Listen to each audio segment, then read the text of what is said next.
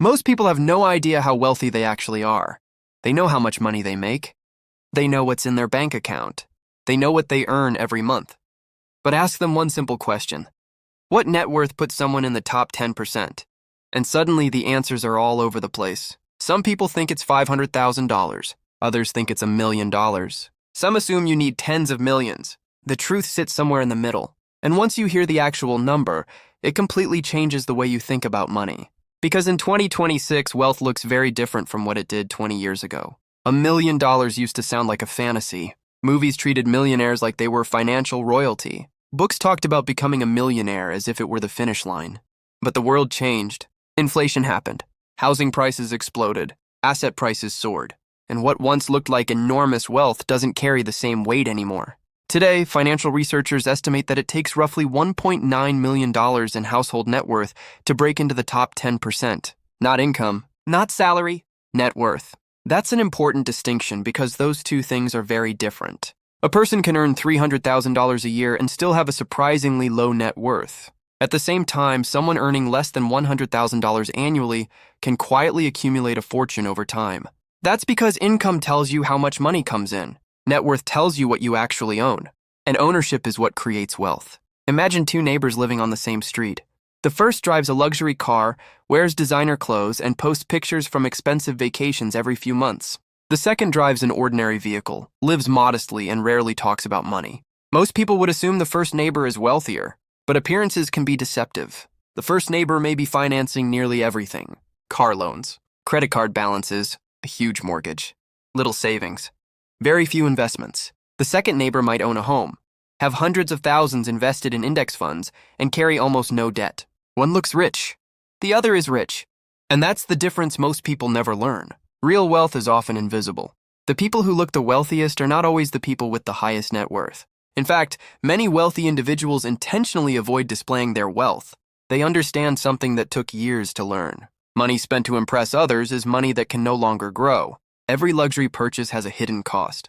Not just the purchase itself, but all the future growth that money could have generated if it had remained invested. That's why wealth often grows quietly. And when you start looking at net worth instead of income, the financial world suddenly makes much more sense. The average household today is nowhere near the top 10%. In fact, the median household net worth is only a fraction of the amount needed to enter that elite group. This means half of households own less than the median and half own more. To reach the top 10%, you need to move far beyond the middle. But here's what's fascinating. The journey isn't usually accomplished through some secret strategy. It's rarely the result of winning the lottery. It's rarely a lucky crypto trade. And it's rarely a single business deal that changes everything overnight. Most people who eventually reach that level of wealth do something much less exciting. They buy assets. Then they keep buying assets, year after year, decade after decade. While everyone else focuses on spending, they focus on ownership. And ownership changes everything. Think about a person who begins investing at 25 years old. Nothing dramatic happens during the first few years. The account grows slowly. The progress feels disappointing. Sometimes it even feels pointless. Many people quit during this stage. They become impatient because the results aren't exciting. What they don't realize is that wealth creation is often invisible at the beginning. The first stage feels slow because every dollar is doing most of the work. Then something interesting happens. The money begins generating its own money. The returns start creating additional returns, and eventually growth starts accelerating. What once felt impossible begins to feel inevitable. This is why so many wealthy people seem to become richer faster later in life. The truth is they aren't suddenly working harder. They're benefiting from years or decades of compounding. And compounding is one of the most powerful forces in finance. It rewards patience more than brilliance. Many people spend years looking for shortcuts.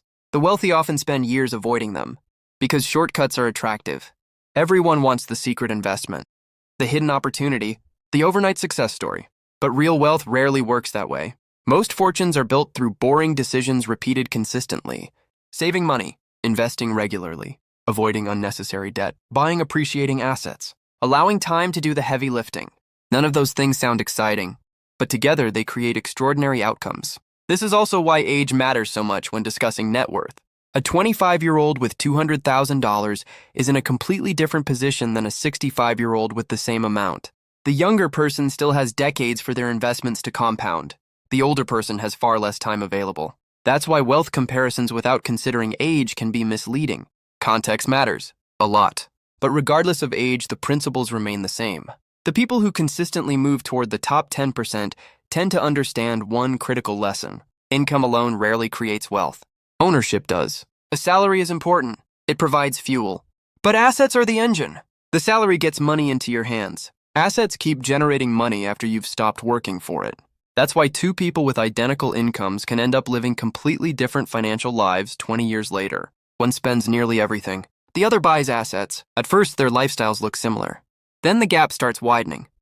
5 years pass, 10 years pass, 20 years pass. And suddenly one person is financially independent while the other is still trapped on the treadmill. The difference wasn't income. The difference was what happened after the income arrived. This becomes even more obvious when you look at housing. For many households, their home is their largest asset. Every mortgage payment gradually builds ownership. As property values rise over time, equity grows. What initially looked like a monthly expense slowly transforms into wealth. This isn't true everywhere, and housing markets can fluctuate, but for millions of people, real estate has been one of the largest contributors to net worth growth. The same principle applies to businesses. A business owner isn't just earning income. They're building an asset that may eventually become worth hundreds of thousands or even millions of dollars. That's one reason business ownership appears so frequently among wealthy households. They're not simply working for money. They're creating something that has value independent of their time. And that's a powerful distinction. The further you move up the wealth ladder, the more ownership tends to matter. At the highest levels, wealthy individuals often own companies, real estate portfolios, stocks, intellectual property, or other assets generating value continuously. Their money works even when they aren't. That's the ultimate goal. Not just earning more, but creating systems that continue producing value. Because financial freedom isn't really about having a certain amount of money. It's about having options. The freedom to walk away from a bad job. The freedom to take a risk. The freedom to spend time with family. The freedom to handle emergencies without panic. The freedom to choose. That's what wealth ultimately buys. Choice. And that's why the top 10% benchmark is so interesting. It's not merely a number. It's a reflection of years of decisions, years of discipline, years of delayed gratification, years of choosing ownership over consumption. When people hear that nearly $2 million is required to enter the top 10%, many immediately think the goal is impossible. But that's because they're looking at the destination instead of the journey. Nobody wakes up one morning and magically discovers $2 million in net worth. It happens gradually, one investment at a time, one smart decision at a time, 1 year at a time. The process is far less dramatic than social media would have you believe. There are no private jets in the beginning, no luxury watches, no viral success stories, just consistent action repeated over long periods. And that's exactly why so many people underestimate what's possible. They're searching for extraordinary methods while ignoring ordinary habits that create extraordinary outcomes. So, what net worth puts you in the top 10% in 2026? Roughly $1.9 million. That's the number. But the number isn't the most important lesson. The real lesson is understanding how people get there. Because wealth isn't usually built through one giant breakthrough. It's built through ownership, patience, compounding, and thousands of small decisions that most people never notice. The people who reach the top 10% aren't necessarily the smartest people in the room. They aren't always the highest earners, and they aren't always the most talented. They're often the people who learned one simple truth earlier than everyone else. Making money can change your lifestyle, but owning assets can change your future. And here's the question I want you to think about. Right now, if someone calculated your net worth today, where would you rank? Would you be in the top 50%? The top 25%? Or are you still building toward that first major milestone? Drop your current net worth goal in the comments. Is it 100,000, 500,000, 1 million, or even 2 million? If you enjoyed this video and want more data-driven insights on building wealth, investing smarter, and achieving financial freedom, make sure you subscribe to Wealth Forge and turn on notifications so you never miss an upload.